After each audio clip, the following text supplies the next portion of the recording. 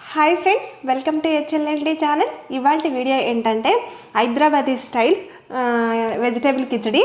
చాలా టేస్టీగా ఉంటుంది, ఎమ్మీగా ఉంటుంది, సూపర్గా ఉంటుంది. నేనైతే మా ఇంట్లో ఎప్పుడు కిచడి చేసినా ఇదే ప్రాసెస్లో చేస్తాను. పొడి పొడిగా చాలా టేస్టీగా ఉంటుంది. ప్లెయిన్దైనా తినొచ్చు, ఇంకా నాన్ వెజ్ కర్రీస్ ఏదైనా గ్రేవీ కర్రీ వేసుకొని తిన్నా కానీ, పెరుగు రైతాతో తిన్నా కానీ చాలా టేస్టీగా ఉంటుంది ఫ్రెండ్స్. చిన్నపిల్లలు కూడా ఇష్టంగా తింటారు.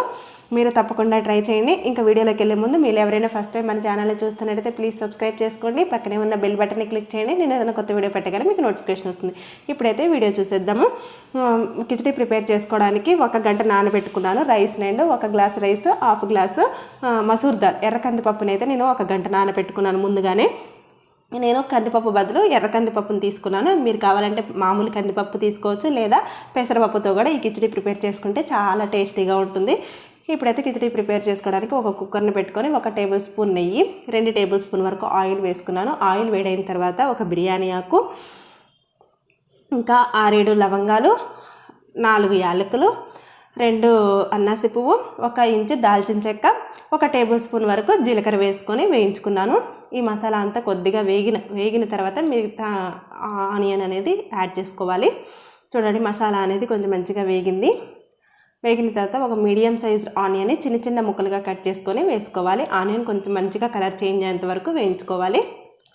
ఆనియన్ తొందరగా వేగడానికి 1 టేబుల్ స్పూన్ వరకు, అంటే ఒక పించ్ సాల్ట్ అనేది యాడ్ చేసుకుంటే ఆనియన్ అనేది తొందరగా వేగుతుంది. ఆనియన్ ఇలా కలర్ చేంజ్ అయ్యాక 4 పచ్చిమిర్చి అయితే స్లైసెస్గా కట్ చేసి వేసుకున్నాను. 1 టేబుల్ స్పూన్ అల్లం వెల్లుల్లి పేస్ట్ కూడా వేసుకొని అల్లం వెల్లుల్లి పేస్ట్ పచ్చివాసన పోయేంత వరకు వేయించుకోవాలి. సిమ్లో పెట్టుకొని వేయించుకుంటే అల్లం వెల్లుల్లి పేస్ట్ అనేది అడుగంటకుండా ఉంటుంది. చూడండి, అల్లం వెల్లుల్లి పేస్ట్ కూడా మంచిగా వేగాక 1 కప్పు క్యారెట్ ముక్కలు, 1/2 కప్పు బీన్స్, 1 కప్పు వరకు పొటాటో ముక్కలు వేసుకున్నాను. ఆలుగడ్డ ముక్కలు వేసుకొని ఈ ముక్కలు కొద్దిగా వేయించుకోవాలి. 1-2 నిమిషాలు వేయించుకుంటే సరిపోతుంది. ముక్కలు కొద్దిగా వేగిన తర్వాత 1 మీడియం సైజు టమాటాను చిన్న ముక్కలుగా కట్ చేసి వేసుకున్నాను. టమాటా కూడా వేసుకున్నాక కొద్దిగా కలిసేటట్టు కలుపుకోవాలి.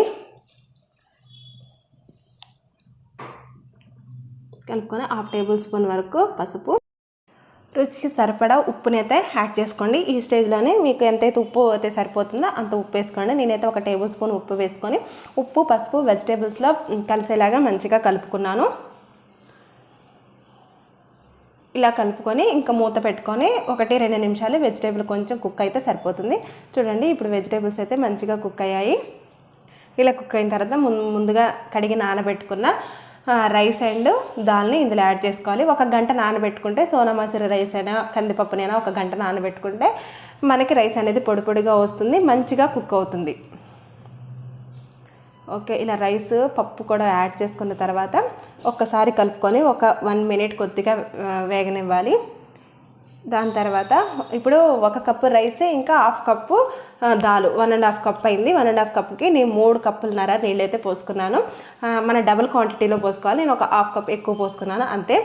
నేనైతే 1.5 గ్లాసులు తీసుకున్నాను. ఈ 2 కలిపి 1.5 గ్లాస్కి 3.5 గ్లాసులు అయితే తీసుకున్నాను. మీరు 3 గ్లాసులు తీసుకున్నా కానీ కరెక్ట్గా ఉంటుంది. ఇలా ఒకసారి వాటర్ పోసుకొని కలుపుకొని కుక్కర్ మూత పెట్టుకొని 1 విజిల్ వస్తే సరిపోతుంది. మీడియం ఫ్లేమ్లో 1 విజిల్ వస్తే సరిపోతుంది. పెద్ద స్టవ్ మీద మీడియం ఫ్లేమ్లో 1 విజిల్ అయితే మంచిగా కుక్ అవుతుంది. ఆవిరి మొత్తం పోయిన తర్వాతే మనం కుక్కర్ మూతను అనేది ఓపెన్ చేసుకోవాలి. చూడండి, ఆవిరి మొత్తం పోయిన తర్వాత కుక్కర్ మూతను ఓపెన్ చేసి చూస్తే మన రైస్ అనేది పొడి పొడిగా మంచిగా కుక్ అయింది. చూపిస్తూ చూడండి, రైస్ అనేది ఎంత పొడి పొడిగా వచ్చిందంటే చిన్న పిల్లలు కూడా చాలా ఇష్టంగా తింటారు. ఇంకా మీకు ఇందులో పచ్చిమిరపకాయలతోనే కారం ఘాటు సరిపోదు అనుకుంటే కొద్దిగా గరం మసాలా కూడా వేసుకోవచ్చు. గరం మసాలా వేసుకున్నా కానీ టేస్ట్ చాలా బాగుంటుంది. ఇంకా మసూర్ దాల్ బదులు కందిపప్పుని యాడ్ చేసుకోవచ్చు, పెసరపప్పుని యాడ్ చేసుకున్నా కానీ ఈ కిచడి పిల్లలకు కూడా చాలా ఇష్టంగా తింటారు. చాలా టేస్టీగా కూడా ఉంటుంది. ఇందులోకి పెరుగు రైతా, ఇంకా వెజ్ సలాడ్, ఇంకా మామూలుగా నాన్ వెజ్ కర్రీస్ ఏది వేసుకొని తినగానే టేస్ట్ అయితే అదిరిపోతుంది ఫ్రెండ్స్. మీరు తప్పకుండా ట్రై చేయండి. మీకు ఎలా వచ్చిందో నాకు తప్పకుండా కామెంట్ చేయండి, లైక్ చేయండి వీడియోస్ని అయితే.